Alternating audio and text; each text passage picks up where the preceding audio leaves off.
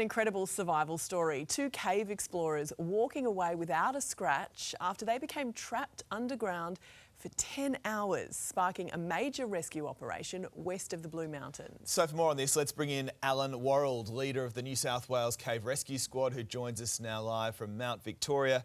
Alan, good to see you. Thanks for your time. Just tell us about exactly how these two cave goers got stuck.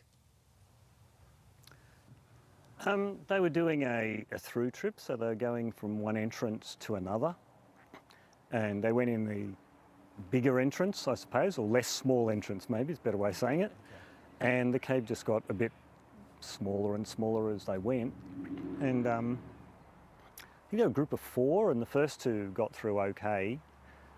It's quite tight and wiggly, so they spend a lot of time getting through the narrow bit, and then the third guy, I guess his shoulders were a bit bigger than that, and he just got stuck there and couldn't go back, couldn't go forward, and so he was stuck, and then there was another girl behind him.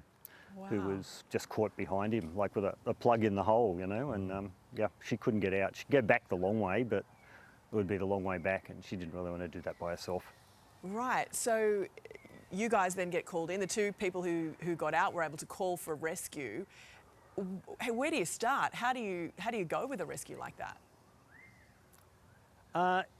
Yes, it's a bit complicated. Yeah, they were good. They did everything right. You know, when they realised they had a problem they couldn't solve, they immediately called 000 and got in touch with Jenolan Caves admin there.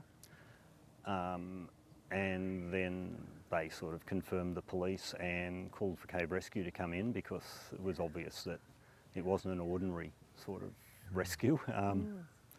And you know, we're just a specialist group. We don't get called out very often, but when you have someone caught in a cave, it's not a usual circumstance. No. So you need people who are familiar with that sort of thing. So what do you do? Yeah, obviously tell them not to panic first and foremost. They've got to keep pretty calm, right?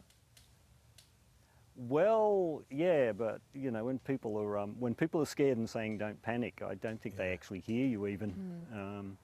But he couldn't do anything; he was stuck. So you know, he could, if you like, he could panic all he's like, but he couldn't actually do anything. No, he managed to hold. They all held it together very well. And Alan, how are they holding up? Do we know? I haven't seen them. People will be talking to them. Yeah. Sort of this morning and seeing, but they were okay. Like after we got them out, how did you get them out? Did you have to drill into the rock? We did have a battery-powered drill, yeah, and drilled a little bit into the rock just to chip off pieces of it, to make it so we didn't have to bend as much to come out.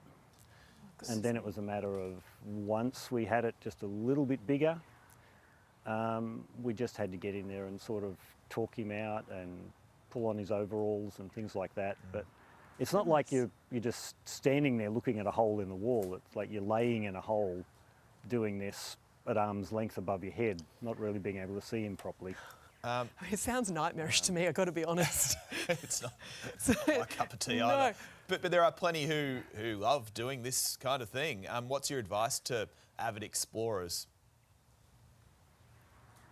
I think, well, do what the people involved, you know, make sure you know where you're going.